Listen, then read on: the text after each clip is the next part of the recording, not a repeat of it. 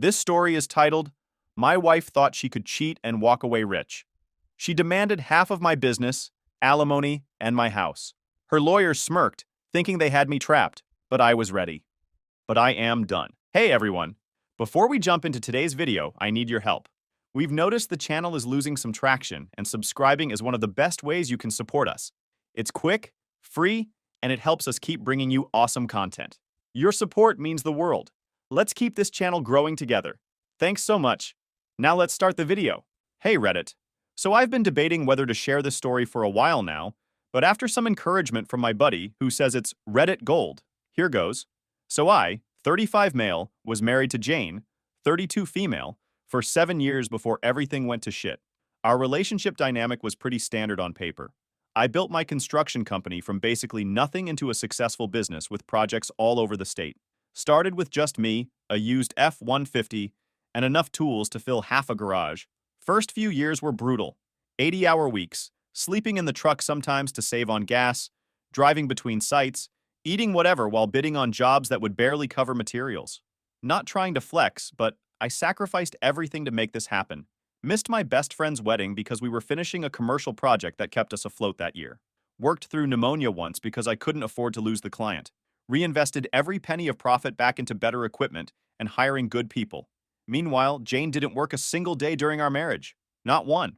That was our arrangement. You focus on your dreams, babe, and I'll take care of the house. Seemed fair at the time. What taking care of the house actually meant was hiring a cleaning service with my money, ordering takeout 4 nights a week, and occasionally throwing dinner parties for networking that somehow only ever included her friends. The most effort she put into our home was redecorating the living room 3 times in 7 years because she got bored with the aesthetic. I wanted her to live her best life, so I made sure she had everything: brand new Audi, personal trainer, shopping sprees that would make your credit card melt. Meanwhile, I was wearing the same 5 t-shirts on rotation and driving a car with 100,000 miles because I'm practical. She never stressed about money, and I never complained because I thought that's what you do when you love someone. Our house was nice, not mansion level, but definitely upper middle class suburban with good schools and all that. We had a dog, no kids. From the outside, we were that couple people probably envied, successful, seemingly happy, with all the trappings of a good life. Jane was that girl who always turned heads. Charismatic AF, could walk into any room and have everyone simping for her within 5 minutes. I wasn't jealous, though. I trusted her completely. I worked late most nights. The company was growing fast, and managing multiple construction sites while dealing with clients, contractors, and city permits is no joke. One night, I was at the office around 10 p.m., finishing up some project bids, when my phone buzzed with a text from Brian, a buddy who runs a restaurant downtown. Hey man, is Jane out of town? 'Cause I swear I just saw her at the Orchid with some dude. The Orchid, clearly not the real name, is this fancy restaurant where you drop $300 minimum on dinner. My stomach dropped. Jane had told me she was staying home that night because she wasn't feeling well. I texted Brian back, "You sure it was her? She was literally 2 feet away from me, and they weren't acting like casual friends if you know what I mean." I tried to tell myself maybe it was nothing. Maybe just a cousin or old friend in town. But the next morning when I casually asked what she did last night, Jane straight up lied to my face. "Oh, nothing. Just watched some Netflix and went to bed early. Still feeling kinda crappy." That's when I knew something was up. Look, I'm not one of those guys who goes through his wife's phone or tracks her location. I always thought that kind of stuff was unnecessary and toxic. But now I had a reason to be suspicious. So that night after she fell asleep, I checked our shared bank account. At first, everything seemed normal, until I spotted a $2,800 charge at the Orchid from 2 days ago. My heart started racing. $2,800? That's like 3 months of car payments. Jane didn't have her own credit card. We shared one account for everything. So where the hell did this charge come from? I dug deeper. The next day, I grabbed the mail before Jane could see it and found a credit card bill in her name from some bank I'd never even heard of. The balance? Over $15,000 spent in just 6 months. $15,000. That's a used car or a decent home theater setup gone. She'd opened a secret credit card and was spending like crazy. She wasn't just treating herself. The charges were for hotels, restaurants, and expensive gifts. She was spending it on someone else. Probably buying this dude presents with my hard-earned cash. So I went deeper and checked her phone records next. Not my proudest moment, but when your spouse is lying to your face, the gloves come off. There was this one number that kept showing up, always late at night or random times during the day. The calls were always deleted from her call history. Amateur move Jane. But they were still there on the phone bill. I called the number when I knew she wouldn't be around, and it went straight to voicemail. Hey, you've reached Matt. Leave a message. Matt? Who TF was Matt? I almost left a message saying, hey Matt, this is the guy whose wife you're banging with, but decided to play it smart instead. A quick social media search later, and I found him. Matt Stevens, a corporate attorney at one of the big firms downtown. Good-looking dude, I'll give her that. Their connection wasn't obvious on social media. They weren't even friends on Facebook.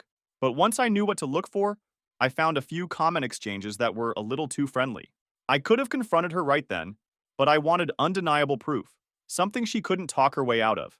I know my way around basic security stuff, so I installed a home security system with cameras in the common areas of our house. Living room, kitchen, front entrance. All perfectly legal since it was my house too. Nothing in the bedroom or bathrooms because I'm not a total creep. I didn't tell Jane about the new security upgrade. I just installed it while she was at her yoga class and mentioned offhandedly that we got a good deal on a security package through the company. That night, I also backed up Jane's phone while she was in the shower. Again, not proud of this, but I needed to know what I was dealing with. And what I found wasn't just cheating. It was straight up calculated betrayal that made me realize I never really knew the woman I married at all. So I'd installed the security cameras and was basically playing detective in my own home. Going full 007 mode wasn't exactly how I planned to spend my weekends, but it was way cheaper than handing over half my construction business, my house, and my money to a cheating, scheming wife. It didn't take long before the cameras caught everything. Within the first week, Jane brought Matt to our house while I was working late. The absolute audacity of this woman. She brought her side piece into the home I paid for, sat him on the couch I bought, and poured him drinks from the bar I stocked. But here's where it gets really messed up. They weren't just fooling around, they were actively planning how to take me down. The cameras picked up their entire conversation in crystal clear audio. Once we file the papers, we need to ask for at least half the business, Jane told him. Wilson Construction is worth a fortune now. Matt, who I now realized was a divorce attorney and not just some random corporate lawyer, was coaching her on exactly what to say and do. Just keep track of every time he doesn't come home for dinner or misses something because of work. We're building a case that he was emotionally absent, Matt said. And make sure you're the one managing all the social events and house stuff. We need to show you contributed to his success. They were literally planning their strategy to take me for everything I had. Jane wasn't just cheating. She was meticulously plotting how to financially destroy me with her lawyer boyfriend. It was like watching a bad movie, except it was my actual life. I kept watching the footage and gathering evidence for a few more days. She'd tell me she was going to yoga or meeting girlfriends. Then I'd watch the security footage of her all dressed up, leaving for her dates. Sometimes she'd come home and sleep in our bed like nothing happened. The cold calculation of it made me sick. At this point, I decided I needed to step up my investigation. I'd sit in my car looking all innocent while slouched down with a baseball cap and sunglasses like the world's most obvious spy outside restaurants where I knew they'd be. Ridiculous? Absolutely. Effective? You bet your ass. Within another week, I had everything I needed. Photos I took myself of Jane and Matt sneaking into hotels together. Shout out to the zoom lens I panic bought on Amazon. Videos of them having dinner and holding hands like they were a legit couple. And screenshots from their public social media where this Mattass was flexing about buying her gifts like a $5,000 bracelet and designer bags. The most infuriating part? It looked like this had been going on for almost a year. A year. While I was working my ass off expanding my business into 2 new counties, my wife was busy test driving her replacement husband. But wait, it gets better. One night, I remote accessed the security camera while at a job site and saw Jane going through my office. She was taking photos of my business documents, contracts, client lists, everything. She even found where I kept my passwords and took pictures of those too. When I confronted her about it later, casually like, hey, were you looking for something in my office? She gave me some BS about looking for insurance papers. I just nodded and played the fool. I knew I needed to protect myself, and fast. So I called Chris, my buddy, who happens to be one of the best divorce attorneys in town. Not a dirtbag like Matt, but the kind of lawyer who makes other lawyers nervous. I laid everything out for him. The cheating, the plotting, the evidence I'd gathered. Well, looks like Jane messed with the wrong guy, Chris said after seeing some of the video clips. But before we go nuclear, tell me, do you guys have a prenup? I called my dad after the first meeting with Chris, once I knew exactly what Jane was planning. My old man is not the I told you so type, but man, He earned the right to say it this time. So, I said after explaining everything, looks like that prenup you made me get is going to save my ass. There was this long pause on the phone. I could practically hear him trying not to say what he was thinking. Dad, just say it. You were right. He chuckled, but it wasn't a happy sound. Son, I've never wanted to be wrong about something so badly in my life. That hit me hard. He wasn't celebrating being right. He was sad that his kid was going through this shit. Then he switched to full-on dad mode, telling me how he'd gone through something similar with his business partner years ago, though not with mom. They're still disgustingly in love after 45 years. The people who try to take what you've built instead of building their own, they're always out there. You just never expect it to be someone you sleep next to every night. So that's when it hit me. We did have a prenup. Before we got married, my dad, who'd been through an ugly divorce himself, insisted I get Jane to sign one. At the time, my business was just getting off the ground, so she signed it without much pushback. The agreement was clear. What I brought into the marriage and what I built through my business remained mine in case of divorce. When I first brought up the prenup, Jane acted like it was no big deal. We were sitting at this little cafe downtown, and I was nervous as hell about bringing it up. She just shrugged and said, "Sure, whatever. It's just a piece of paper, right?" Then immediately started showing me pictures of wedding venues. At the time, my business was just me and two other guys with a used truck and some tools. I think she signed it thinking it was meaningless, just humoring my dad's paranoia. The look on her face when she was going through the paperwork, like she was doing me some huge favor, priceless in hindsight. I'd almost forgotten about it because I never thought I'd need it. Jane had apparently forgotten about it too. Or more likely, Matt had convinced her they could get it thrown out. Chris reviewed the prenup and confirmed it was solid. This is good, but we need to be careful. If she can prove you were emotionally abusive or abandoned the marriage, a judge might invalidate it. That's when we formulated a plan. I'd keep playing dumb. I wouldn't confront Jane yet. I'd let her think her plan was working while Chris and I prepared our counterattack. So for the next few weeks, I was the model husband on the surface. I came home with flowers randomly. I suggested date nights, which she often declined because she was tired or not feeling well. I made sure I had witnesses to my attempts to make our marriage work.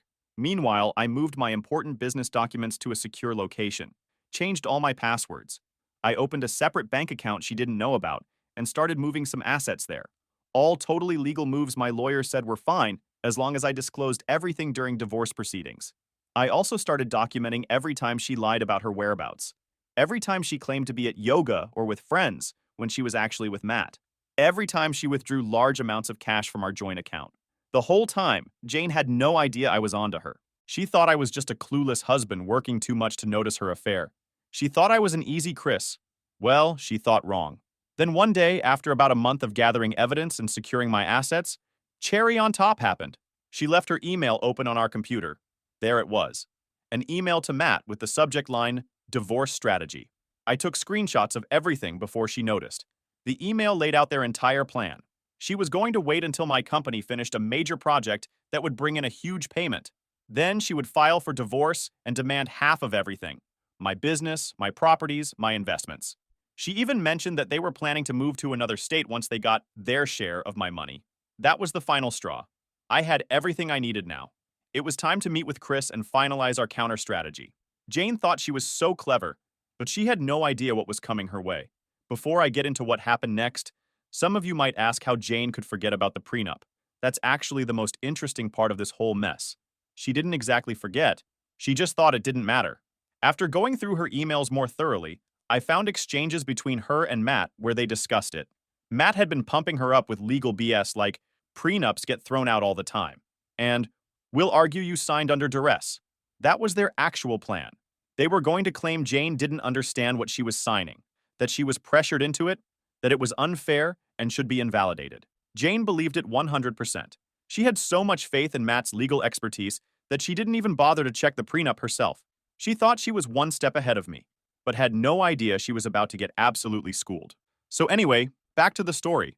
I spent about 6 weeks gathering evidence and preparing with Chris. We had video footage, text messages, emails, bank statements, credit card bills, a mountain of evidence showing the affair and the conspiracy to defraud me in the divorce. Then it finally happened. One evening I came home from work, and Jane was waiting with this weird smirk on her face. "We need to talk," she said, sliding an envelope across the kitchen counter. Inside were divorce papers. I opened them, pretending to be shocked, scanning the documents while she watched for my reaction. The demands were exactly what I'd expected.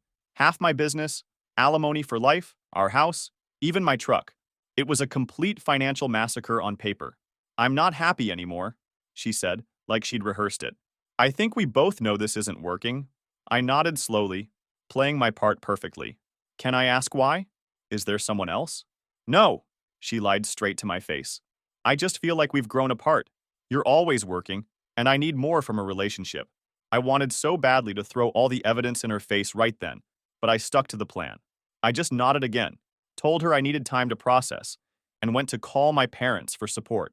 Actually called Chris to let him know it was game on. The next few weeks were surreal.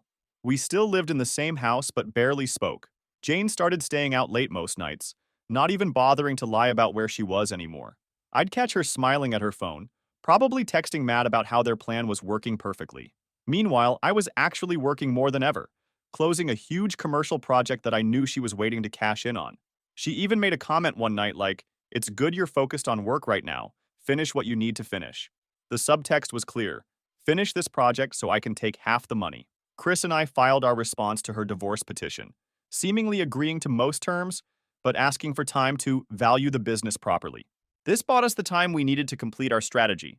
We were basically letting her think she'd won while setting up the perfect trap. The court date was set for about 3 months after she filed. During that time, I strategically moved money between accounts, always documenting everything legally. I closed out the big project and got paid, but immediately reinvested most of it into the business through completely legitimate expenses we'd planned for months. Jane noticed the business account wasn't as flush as she expected, and actually confronted me about it. "Where's the money from the West Side project?" she asked one night. "Had to buy new equipment," I said casually.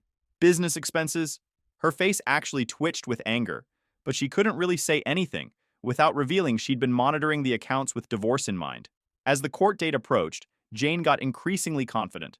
She started moving some of her stuff out, shopping for a new place, even talking about her half of things in the house. She was so sure she'd be rich in a few weeks that she was already spending money she didn't have yet. The night before court, I could barely sleep, not because I was nervous, but because I was so ready for this to be over. I wanted to see her face when everything fell apart. The morning of court, Jane spent 2 hours getting ready. Hair, makeup, outfit. She was dressed to impress in clothes I had paid for. Poor little thing had no idea she was dressing up for her last happy day. We drove separately. When I arrived at the courthouse, I saw her standing outside with Matt, all huddled together like a little team. He quickly walked away when he saw me coming. The coward couldn't even face me. Inside the courtroom, Jane sat on one side with him, looking smug as hell. I sat on the other with Chris, calm and ready. Jane kept glancing over at me with this little smile, probably thinking I was about to lose everything. The judge, an older woman with silver hair and a no-nonsense expression, called the court to order. Matt went first, standing up with this dramatic flair like he was in a TV show. "Your Honor, my client has been left financially stranded due to Mr. Wilson's selfish actions. She dedicated years of her life to supporting this business, only to be cast aside when it became successful. I bit my tongue so hard I probably drew blood. Jane hadn't supported shit. She'd never even visited a job site. Didn't know the names of a single one of my employees. But in court, he was painting her as this dedicated business partner who sacrificed everything for my success. How hilarious, Jane. She gave up career opportunities. She provided emotional support. She maintained the home so that Mr. Wilson could focus on work. The judge listened, occasionally making notes. Then Matt got to the numbers. As compensation for her contributions to the marriage, my client is requesting half of Wilson Construction, valued at approximately $4.2 million. Additionally, the marital home valued at $850,000, monthly alimony of $12,000, and various other assets including investment accounts. Jane nodded along, looking at the judge expectantly. The total package would have set me back. It would have effectively bankrupted me and destroyed everything I'd spent my life building. Matt finished with a flourish, like he'd just proven gravity or something. Your Honor, my client simply wants what's fair after 7 years of partnership. The judge turned to Chris. Counsel for the respondent, your statement. The bomb was about to drop, and Jane had no idea what was coming. The courtroom was dead silent as Chris stood up.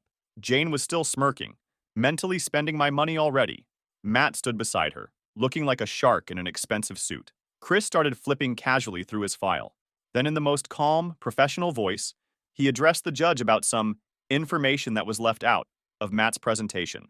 The judge nodded for him to proceed. That's when Chris pulled out our prenuptial agreement. He placed it in front of the judge, who started reviewing it. Jane's face went from smug to confused in about 2 seconds. I could see Matt whispering frantically to her, but Chris wasn't done. He mentioned that we had evidence not only of infidelity, but of conspiracy to defraud. The judge looked interested, and Jane looked like she started shitting her pants. That's when Chris pulled out the USB drive with all our evidence. The judge allowed the evidence to be presented. As the court clerk set up the video monitor, Jane's face went from confused to panicked. She kept shaking her head and tried to object, saying it was private. The judge shut her down immediately. Then the videos started playing. First, Jane and Matt in our living room discussing how to get half my business.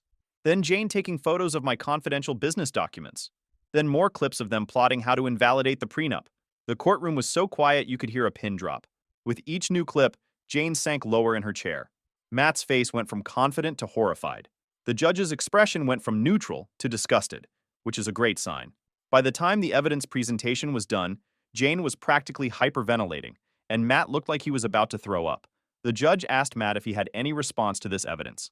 This is where it got really good. Matt closed his briefcase and told the court his client would be withdrawing her financial claims.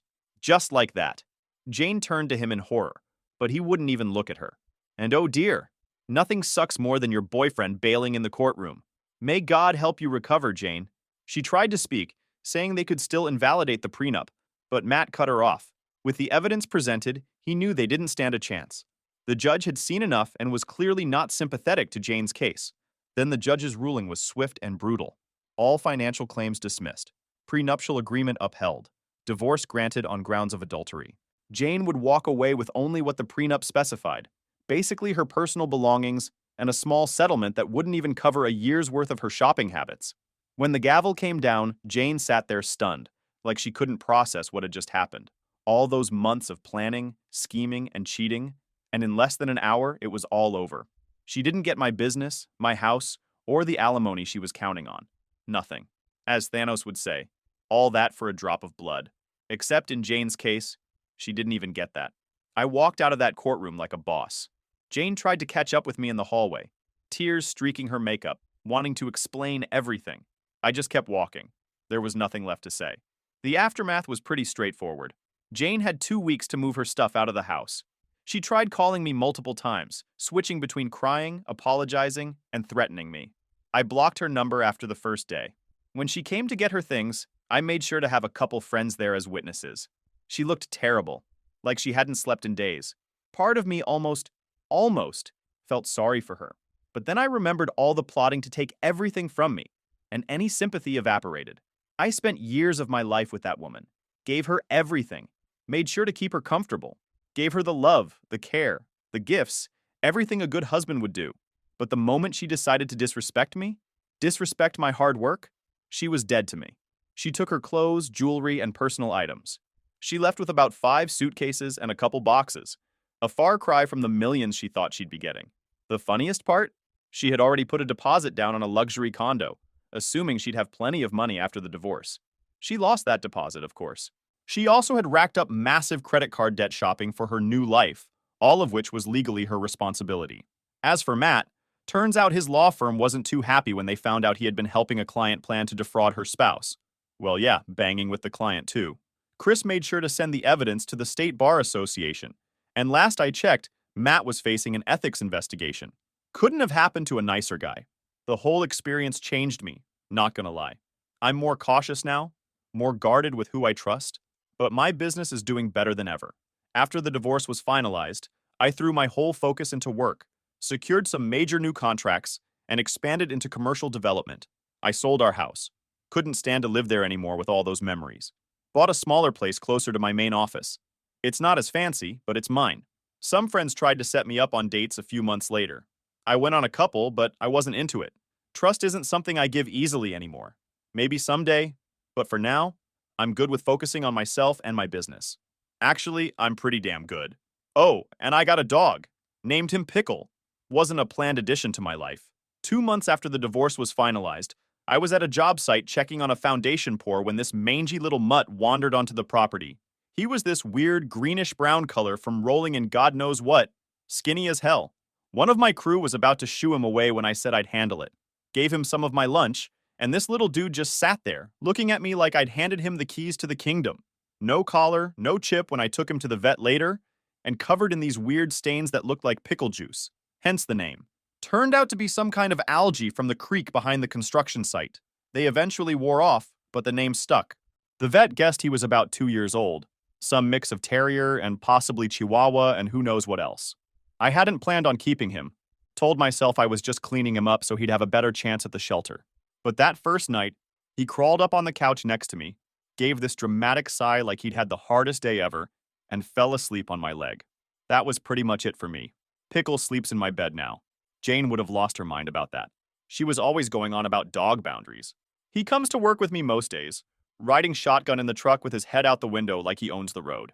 The clients love him, especially since he's got this weird talent for finding lost tools on job sites. Seriously, the little dude has saved us hours of searching for dropped screws and misplaced measuring tapes. The best part about Pickle, though, he's got zero interest in my bank account. After years of trying to keep up with Jane, there's something refreshing about a relationship where success is measured in belly rubs and tennis balls. Jane tried to reach out 3 months after everything, sending a long email about how she'd changed and realized what she lost. I didn't respond. Some things can't be fixed, and some bridges stay burned for good reason. It's been about 6 months now since the divorce was finalized. I still hear about Jane occasionally through mutual friends. She moved back in with her parents for a while, then got some job at a boutique, a far cry from the wealthy divorcee lifestyle she thought she'd be living. As for me, life goes on, thinking about taking a vacation for the first time in years. Somewhere with beaches and no cell service. Update, sup Reddit. It's been a while. A bunch of you asked for an update, so here it is. It's been a year and a half since the divorce now. Figured I'd share where things stand today. First off, my business has actually grown like crazy since all this went down. It's like once I didn't have Jane draining my bank accounts and mental energy, I could really focus on what matters. We've expanded into 3 new counties and even opened a second office. I've got almost 40 employees now, and we're booked solid with projects for the next year and a half. The revenge part of this story isn't over, though.